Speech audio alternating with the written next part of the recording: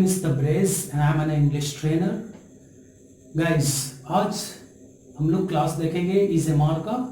और EZMR में मैंने पहले भी आप लोगों को बतलाया है कि EZMR यूज हम लोग तब करेंगे जब हम इस सब्जेक्ट, ये जो सब्जेक्ट है हमारा, इसके बारे में हम लोग कोई इंफॉर्मेशन देंगे। जब हम सब्जेक्ट के बारे में कुछ बतलाएंगे, सब्जेक्ट क्या करता है, क्या खाता है, क्या पहनता है, कहाँ जाता है, किससे मिलता है, हमें इससे कोई मतलब नहीं है। बट अगर सब्जेक्ट के बारे में हम कुछ बतलाएंगे कि सब्जेक्ट क्या है, सब्जेक्ट एक लड़का है। कैसा लड़का है? अच्छा लड़का है। तो सब्जेक्ट के बारे में यदि हम कोई इंफॉर्मेशन देंगे, जैसे कि सब्जेक्ट के जेंडर को बतलाएंगे, वो मेल है, फीमेल है, उसका एज क्या है, उसका मेरिट, उसका डीमेरिट, उसकी कुछ अच्छाइयों को, उसकी बुराई को, इस तरह के जो चीज है, इसको बतलाने के लिए हम लोग क्या यूज करेंगे? EZMR। EZMR का एक्चुअल अर्थ होता है कि हम लोग जो भी सब्जेक्ट होगा उसके बारे में हम लोग इंफॉर्मेशन देंगे। आप समझ रहे हैं? तो चलिए जानते हैं पहले सब्जेक्ट को। तो आप देखो जरा, सब्जेक्ट को हम लोग बेहतर वे में पहले समझेंगे, तभी हम लोग अच्छी तरह से सेंटेंस बना पाएंगे। तो हम लोग इसको कुछ इस तरह से, मैं इसको बना देता हूं, आप देख लो। इसको हम लोग सब्जेक्ट बनाया। ये क्या है? सब्जेक्ट का कैटेगरी हम लोग बना रहे हैं। सब्जेक्ट जो होता है 1, 2 और 3। सबसे पहले सब्जेक्ट में पर्सन को हम लोग डिवाइड करेंगे, PERSON, पर्सन। अब सब्जेक्ट सिंगुलर भी हो सकता है, सिंगुलर। सिंगुलर का मतलब होता है एक वचन, और दूसरा होता है प्लूरल, PLURAL, प्लूरल। तो पर्सन में हम लोग अगर सब्जेक्ट को देखेंगे तो वो कौन होता है? पहला फर्स्ट, हम लोग ऐसे कर देते हैं, फर्स्ट पर्सन। दूसरा हमारा होता है सेकेंड करके एनडी, सेकेंड पर्सन। तीसरा हमारा होता है थर्ड पर्सन। तो अगर हम पर्सन के नजरिए से देखेंगे सब्जेक्ट को, तो सब्जेक्ट क्या है? फर्स्ट पर्सन, सेकेंड पर्सन और थर्ड पर्सन।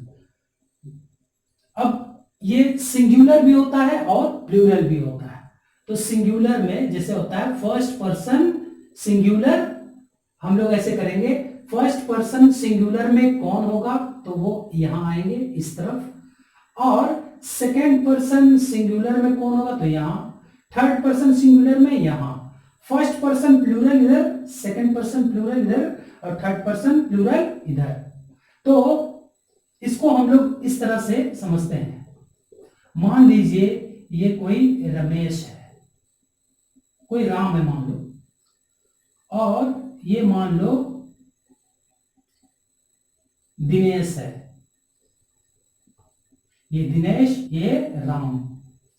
जब ये दोनों एक दूसरे से अगर बात करेंगे, जब ये दोनों राम और दिनेश जब एक दूसरे से बात करेंगे, तो सबसे पहला पर्सन कौन होगा उसको जानने के लिए हम लोग क्या करेंगे? जब दिनेश अपने बारे में कुछ बतलाएगा, दिनेश जब अपने बारे में कुछ बतलाएगा, तो वो क्या कहेगा? वो खुद अपने बारे में पहले तो वो बोलेगा कि my name is Dinesh and I am a teacher by profession. तो आई उसने अपने बारे में फिर आई करके वो खुद को कहेगा। वो कहेगा आई am a teacher, I am hard working and I always work hard. तो इस तरह से वो अपने आप को आई करके सूचित करेगा। तो यहाँ दिनेश चूंकि एक आदमी है, तो इसलिए आई जो वो अपने लिए जो यूज किया, वो आई जो है वो होगा फर्स्ट पर्सन। आई क्या होगा? First person. कौन सा नंबर? Singular number, subject. तो आई जो होता है, यानी कि अगर मान लो ये दिनेश की जगह ये मैं हूं, तबरेज सर, तबरेज। तो तबरेज सर पहले तो बोलेगा वो कैसे अपने बारे में अब खुद को वो कैसे इंट्रोड्यूस करेगा। Hi, my name is Tabrez and I am a teacher by profession. I teach some students in लब लब लब। इस तरह से वो खुद को इंट्रोड्यूस करेगा। तो वो अपने बारे में जब भी कुछ बतलाएगा तो वो खुद को आई कहेगा। तो आई यहां तबरेज चूंकि एक ही है तो तबरेज यहां फर्स्ट पर्सन, तबरेज सर यहां क्या होगा, first person singular number subject. और तबरेज जिस व्यक्ति से बात कर रहा है वो है राम। तो राम को फर्स्ट टाइम तो तबरेज बोलेगा कि हाय व्हाट्स योर नेम, तो वो बोलेगा कि माय नेम इज राम बोलेगा। फिर तबरेज सर वो उससे सवाल अगर करेगा कि are you a student, are you, तो यहां उसने क्या है, राम के लिए यूज किया क्या, यू। तो यू भी चूंकि राम है तो राम के लिए यहां बस जो है यू यूज किया गया है, ठीक है। तो ये जो यू है ये कहलाएगा सेकंड पर्सन, यानी कि जो पहले कोई अपने बारे में इंफॉर्मेशन दे तो वो आई, और जिससे वो सवाल पूछे तो वो यू यानी राम। तो इस हिसाब से आई जो हो गया वो क्या हो गया, फर्स्ट पर्सन सिंगुलर सब्जेक्ट, और यहां यू हो गया हमारा सेकंड पर्सन सिंगुलर सब्जेक्ट। तो यहां यू का मतलब केवल आप होगा या फिर तुम होगा, इसके अलावा और कुछ नहीं हो सकता है। यहां सिर्फ एक पर्टिकुलर इंसान के बारे में बात हुआ है। तो यहां यू जो होगा वो चूंकि राम एक अकेला है इसलिए ये सिंगुलर है। तो सेकंड पर्सन यू क्या हो गया, सेकंड पर्सन सिंगुलर सब्जेक्ट।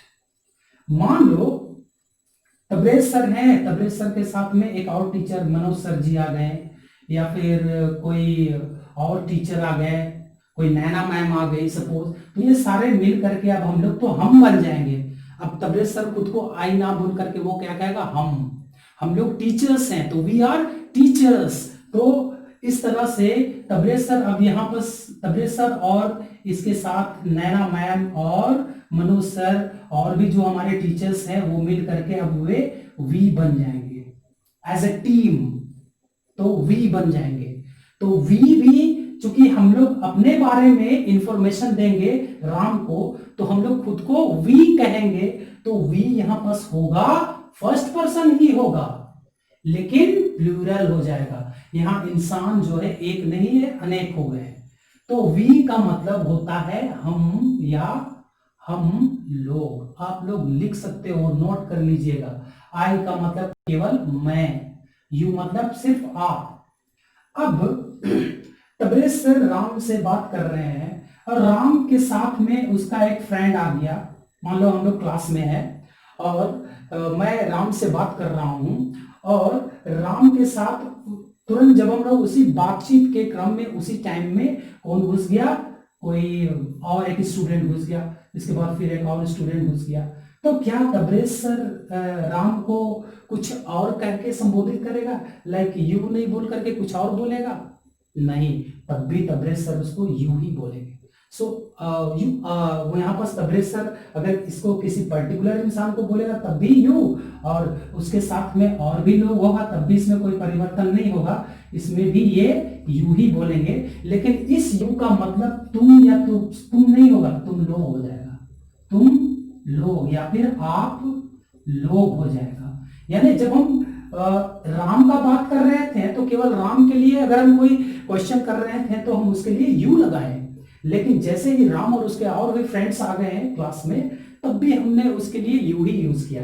जैसे मान लो मैंने राम को कहा कि यू आर माई फ्रेंड, तुम मेरे दोस्त हो, लेकिन अगर यहाँ राम के साथ और भी जो है वो आ गए तो हम उसको बोलेंगे कि you all are my friends, यानी आप सभी लोग मेरे दोस्त लोग हैं, यानी आप लोग मेरे दोस्त हैं। आप समझ रहे हैं? यानी कि एक किसी पर्टिकुलर इंसान के लिए भी यू लगाया जा सकता है, किसी सिंगुलर के लिए भी और प्लूरल के लिए भी। तो यू को हम लोग प्लूरल के लिए भी यूज करेंगे, सेकंड पर्सन प्लूरल सब्जेक्ट। तो यू का मतलब आप लोग या फिर तुम लोग। ठीक है, अब हम लोग चलते हैं थर्ड पर्सन की तरफ। थर्ड पर्सन का कहानी कैसे होगा?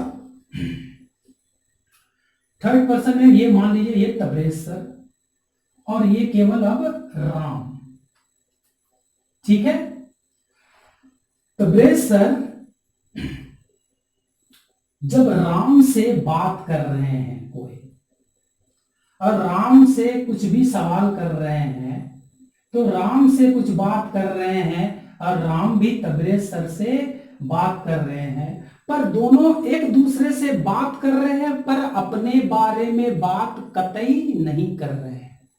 यानी तबरेज सर और राम एक दूसरे से बात कर रहे हैं पर अपने बारे में बात नहीं कर रहे हैं, बल्कि किसी तीसरे के बारे में बात कर रहे हैं। तो ऑब्वियसली वो हो जाएगा थर्ड पर्सन।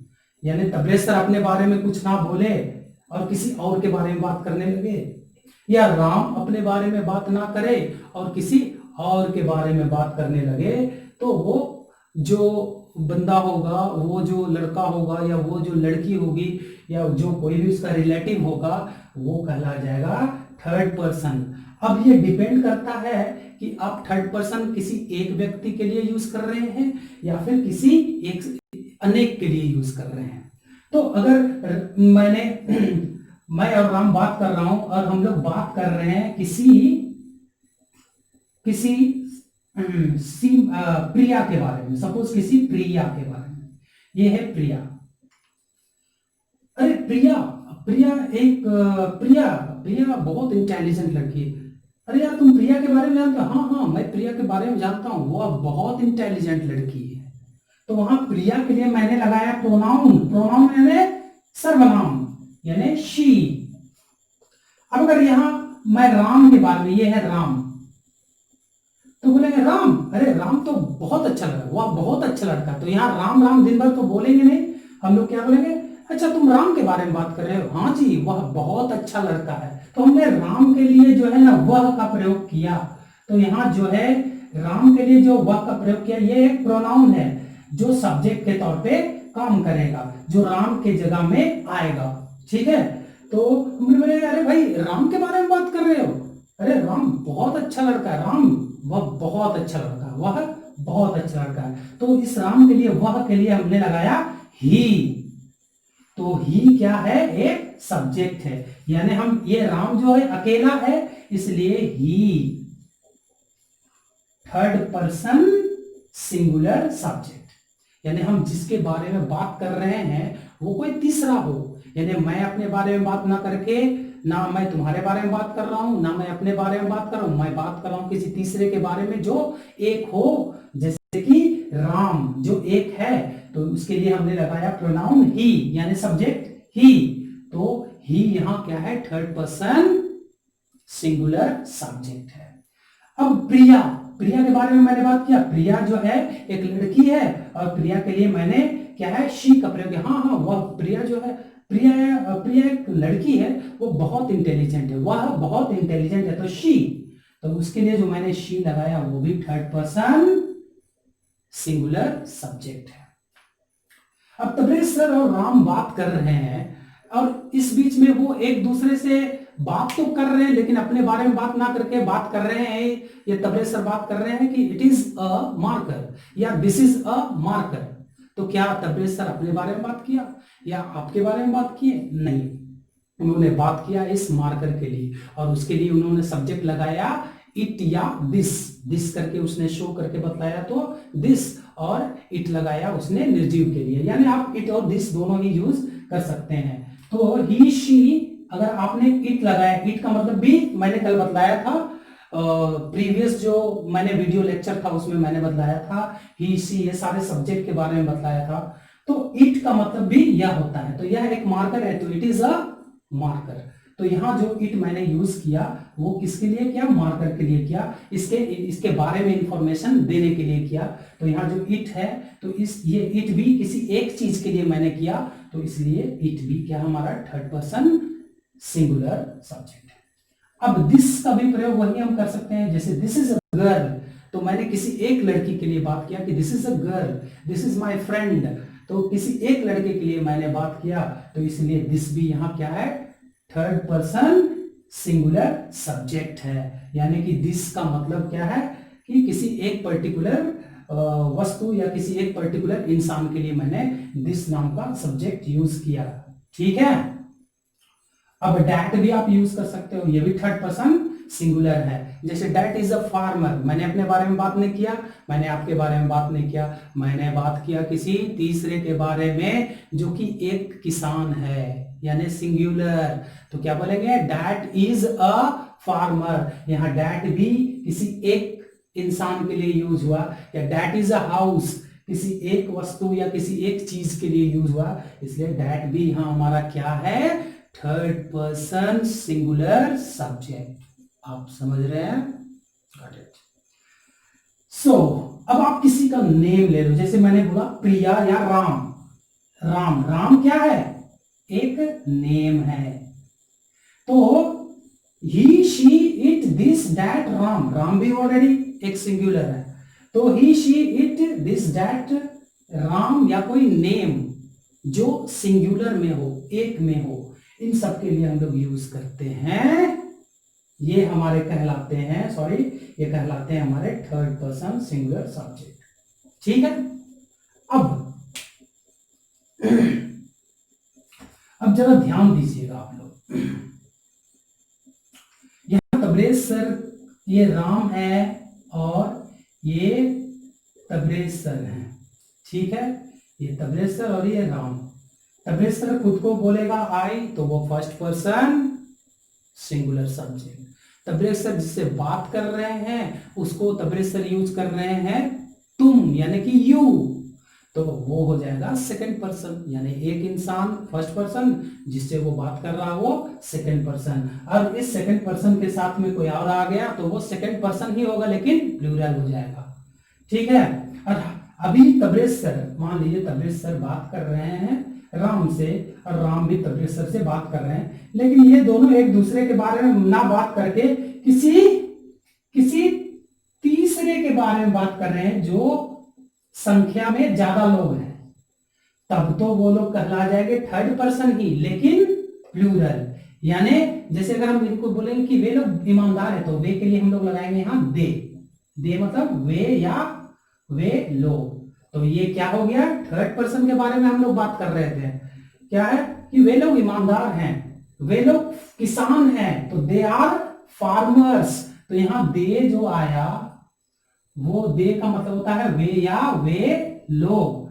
तो ये क्या है हमारा, ये कहलाएगा हमारा third person plural subject. Clear है? तो सब्जेक्ट आपने देख लिया एकदम क्लियरली कि यहां आपने भली भांति, अगर आप इसको देखे नहीं है अच्छी तरह से, प्रॉपर वे में नहीं समझे हैं, तो इसको देख लीजिएगा, वीडियो को एक बार पॉज कीजिएगा, फिर आप बैक से पूरी तरह से अच्छी तरह से आप इसको देख लो। ठीक है, हम इसको मिटा रहे हैं। तो आज हम लोग सेंटेंस बनाएंगे। ठीक है, मिटा रहे हैं।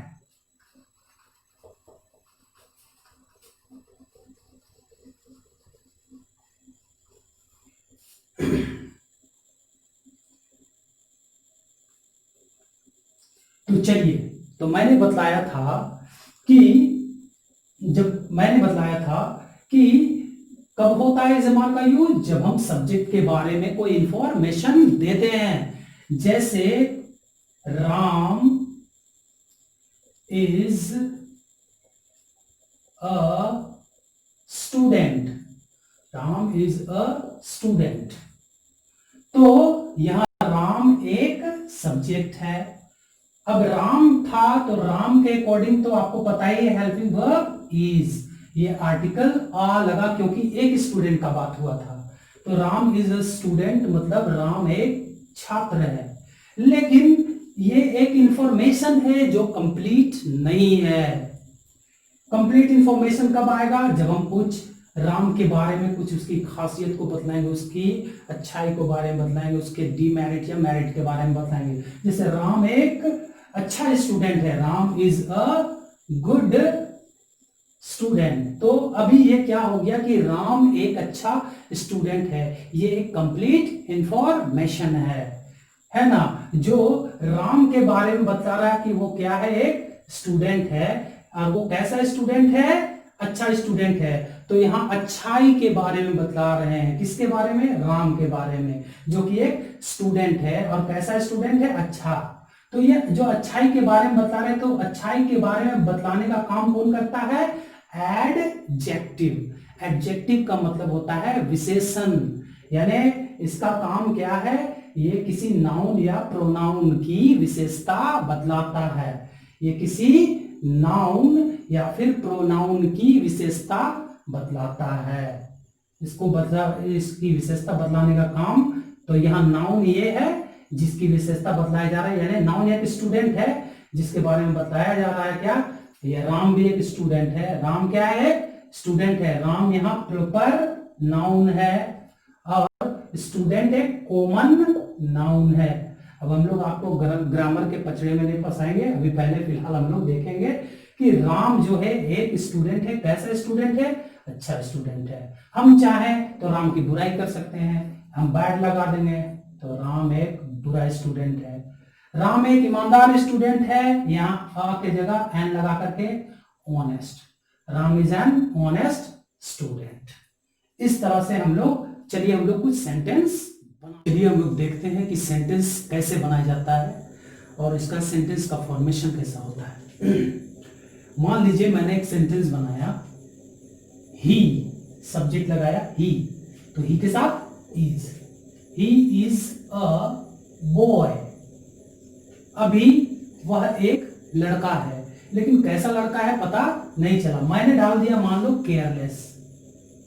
केयरलेस, तो he is a careless boy. He is a careless boy, वह एक लापरवाह लड़का है। अभी कंप्लीट इंफॉर्मेशन हुआ।